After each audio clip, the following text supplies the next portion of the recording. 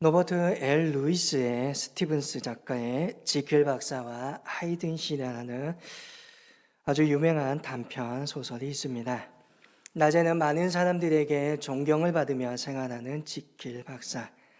그러나 보이지 않는 밤에는 실험을 통하여서 자아를 분리시켜 또 다른 자신을 통하여서 많은 사람들에게 악한 짓을 하는 야수로서의 삶을 살아가는 하이드 씨.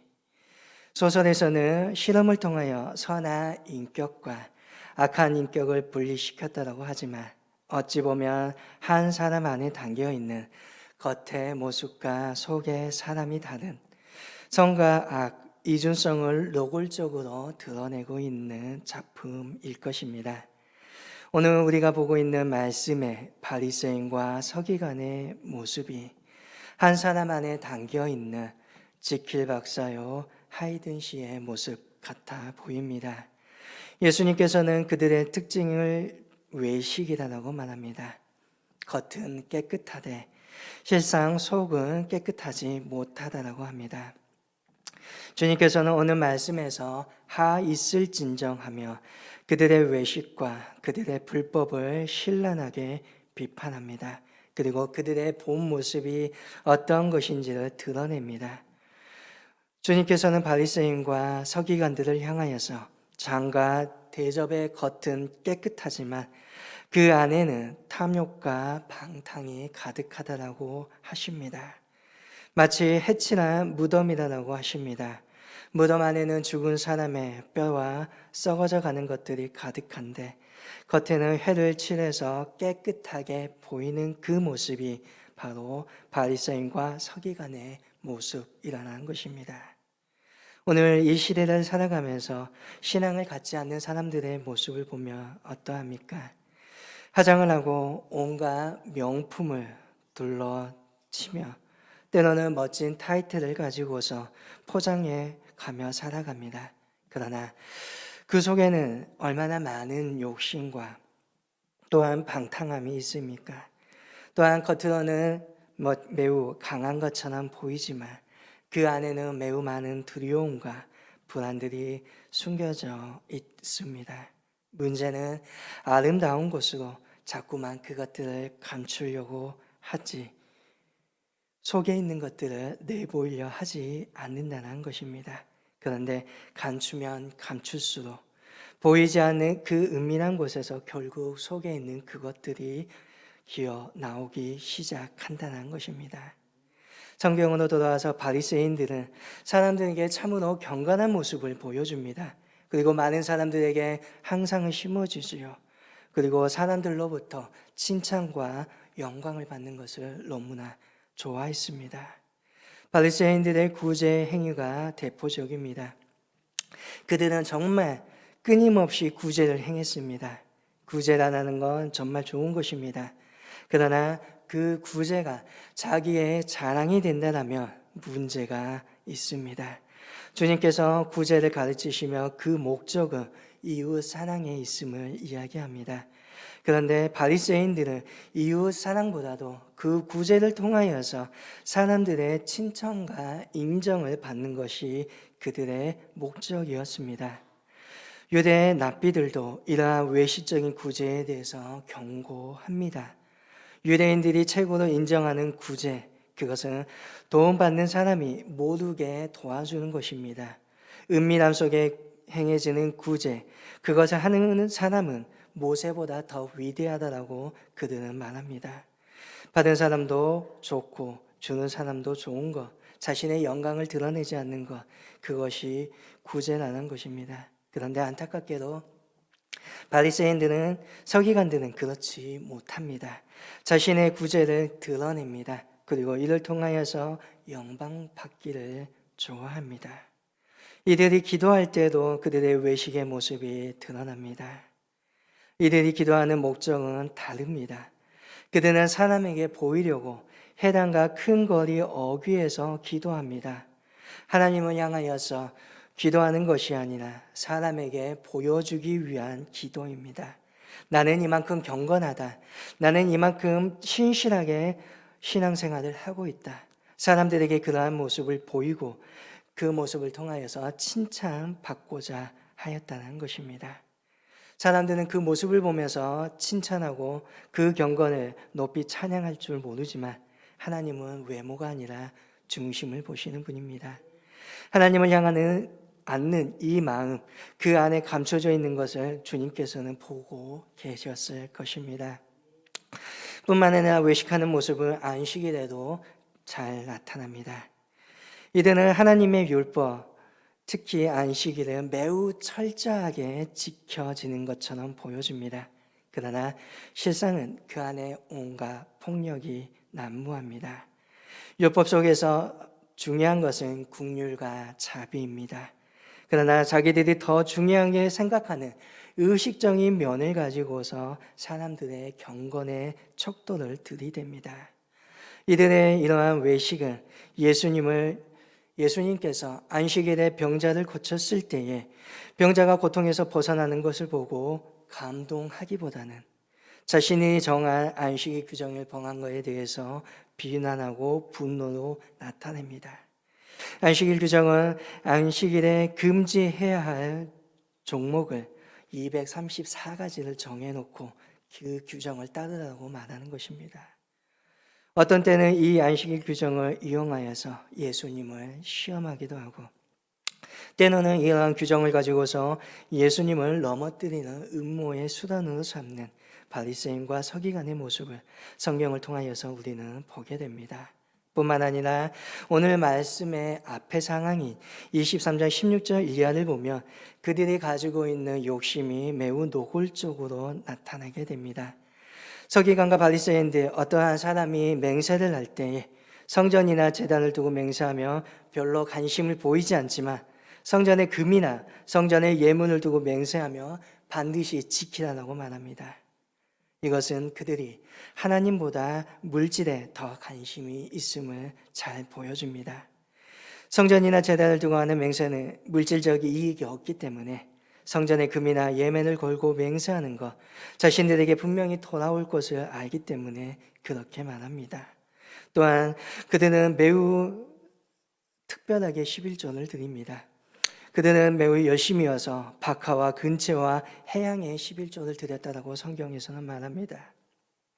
박하와 근채와 해양, 아주 사소한 나무를 드립니다. 오늘 이 시대에 말하면 콩나물을 사다가 콩나물을 산 그거에 대해서 11조를 드리는 겁니다. 아주 사소하고 아주 작은 것이지요. 엄밀하게 11조를 드리고 계산해서 드립니다. 그러나 그들은 율법에서 정말 중요하게 말하고 있는 의와 인, 정의와 자비, 믿음을 버려버립니다. 아주 사소한 것에는 철저하게 지켜가지만 하나님께서 말하시는 정의와 자비, 믿음은 무시해 버립니다. 사실 그들의 마음은 하나님을 향하고 있는 것이 아니라 하나님이 기뻐하시는 것에 향하 있지 않다는 것입니다. 그들은 주의 사람들을 통하여서 주의 사람들이 자기를 높여주고 영광스럽게 해주는 것, 자기가 기뻐하는 것을 취하는 것, 그것이 자신들의 목적이었다는 것입니다. 하나님을 향하지 않는 것은 악으로 향하게 되어 있습니다. 바리새인들의 이러한 모습은 결국 예수님을 죽이는 모습으로 나타나게 된다는 것입니다. 예수님께서는 이러한 바리새인과 서기관의 모습을 보시며 비판하십니다. 그러나 어찌 보면 실상은 이러한 겉사람과 안의 사람이 달라지는 유혹에 빠지기 쉬운 제자들에게 너희도 그렇게 될 수 있다는 것을 미리 알려주시기 위함입니다. 사실 오늘 믿음으로 살아가는 우리 역시 마찬가지입니다. 참으로 교회 안에서의 신앙인들의 모습은 대단합니다. 그러나 교회 안과 교회 바뀐 생활 속에서의 내 삶, 과연 말씀대로 살고 있느냐? 최소한 그렇게 살기 위하여 노력하고 있느냐? 묻고 질문한다면 자신 있게 대답할 리도 있지만 그렇지 못할 사람들도 있습니다. 교회는 교회이고 내 삶은 내 생활은 내 생활이라 이중적인 모습을 보이면서 살아갈 때가 더 많다는 것입니다. 삶 속에서 나는 넘어지기 쉽고 유약하고 연약한 사람입니다. 이러한 계리를 인식하고 고민한다면 그래도 매우 건강한 신앙인입니다. 그런데 그것마저도 생각하지 않고 그것이 마치 당연한 것처럼 여겨진다면 그것은 매우 심각한 문제입니다. 저와 여러분은 사람입니다. 그렇기 때문에 잘못도 합니다. 실수도 합니다. 그런데 잘못도 드러나고 실수도 드러났으나 본인이 대수롭지 않게 여긴다면 문제가 됩니다. 분명 내가 하고 있는 실수와 잘못들, 때로는 내가 당하고 있는 상처, 고통입니다. 그러나 그것들을 잘 극복해 나간다면 아마 내 안에 있는 근본적인 문제와 믿음의 성숙을, 영적인 성숙을 이루어갈 것입니다. 또한 오늘 내가 경험하였던 그 실수가, 또 오늘 내가 받았던 그 상처가 똑같이 다른 이들이 당하고 있을 때 그들에게 손 내밀 수 있고 그들의 아픔을 보듬어 줄 수 있는 귀한 양식이 될 수도 있습니다. 그런데 그것을 외면하려고 한다면, 그것을 감춘다면 그것은 곧 결국 이중성으로 겉의 사람의 모습과 안의 사람의 모습이 다른 모습으로 보여지게 됩니다. 오늘날 이 시대는 자꾸만 우리에게 겉과 안의 모습이 다르기를 요구하고 있습니다. 옛날 농촌 같으면, 아니 지금 같은 농촌이어도 옆집에 숟가락이 몇 개 있는 정도로 다 드러나고 알기 마련입니다. 함께 생활하고 함께 이야기합니다. 사람을 숨길 수 없지요. 그러나 오늘 현대사회 속에서는 자꾸만 개인에 대한 우선순위가 정해집니다. 가정 안에서도 나의 시간, 가정과 직장, 가정 안과 밖의 사회생활 철저하게 분리되고 또한 구별되고자 합니다. 그래서 밖으로 드러나는 나와 오늘 안에서 드러나는 내가 엄청난 괴리감이 있을 수 있습니다. 밖에서는 매우 좋은 사람, 그러나 가정 안에서는 매우 폭력적인 사람이 될 수도 있다는 것이지요. 어찌 보면 요즘 시대에 이러한 괴리감은 더 심하게 보여집니다. 그 사람 속에서 무슨 고민이 있는지, 어떠한 열등감이 있는지, 어떠한 성격인지 모른 채 겉모습만을 보면서 화려하게 한호합니다. 그리고 인기도 누리게 됩니다. 그러나 그동안 정작 갖춰왔던 속의 비밀이 드러난다면 견디기 힘든 비난과 욕설이 난무하는 시대입니다. 우리는 자꾸만 겉의 허상을 보지 않도록 노력해야 합니다. 우리 모두는 연약한 사람입니다. 또한 우리는 사랑받기 원하는 사람입니다. 우리는 허상이 아니라 진짜 사람을 보는 눈을 가질 수 있어야 한다는 것입니다. 오늘 저와 여러분은 겉모습과 오늘 안에 있는 안의 모습이 일치하는 사람이 되어야 합니다. 무엇보다 자기 자신이나 다른 사람에 대해서 허상을 갖지 않도록 노력해야 합니다. 사람의 겉과 속이 달라지는 이유, 그것은 때로는 다른 사람을 대단하게 여기고 자기 자신을 대단하게 여길 때에 일어납니다. 사람은 결코 대단하지 않습니다. 성경은 모든 사람을 죄인이라 말씀합니다. 그 놀라운 능력의 사람 바울도 자신을 가리켜 죄인 중에 개수라고 말합니다. 우리가 의인되고 하나님의 자녀가 된 것은 나의 공로, 나의 힘, 내가 그러한 자격이 있어서가 아니라 전적인 그리스도 예수님의 은혜라는 것입니다.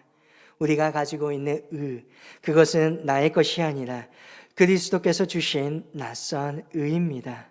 십자가 앞에서 자신의 추한 모습을, 자신의 부끄러운 모습을 다 드러내고 그 비참함을 통하여서 우리를 깨닫게 하시고 역설적으로 우리에게 주신 그 의인 것입니다. 그리고 그것을 통하여 사람의 자기 가지고 있는 망상을 깨뜨려 버리신 하나님의 은혜인 것입니다. 내 자신의 부족함을 그대로 고백할 수 있길 원합니다. 자기가 부족한데 사람들의 기대에 자기를 자꾸만 맞추다 보며 실제 하는 나의 모습과 사람들이 보고 있는 나의 모습에 자꾸만 멀어지게 됩니다. 나는 아무것도 아닙니다.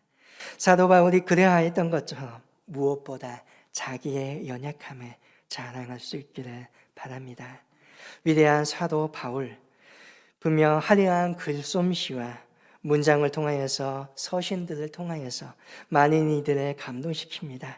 그러나 고린도 후서 10장을 보면 말을 하는 재주는 그렇게 신통하지는 않았던 것 같습니다.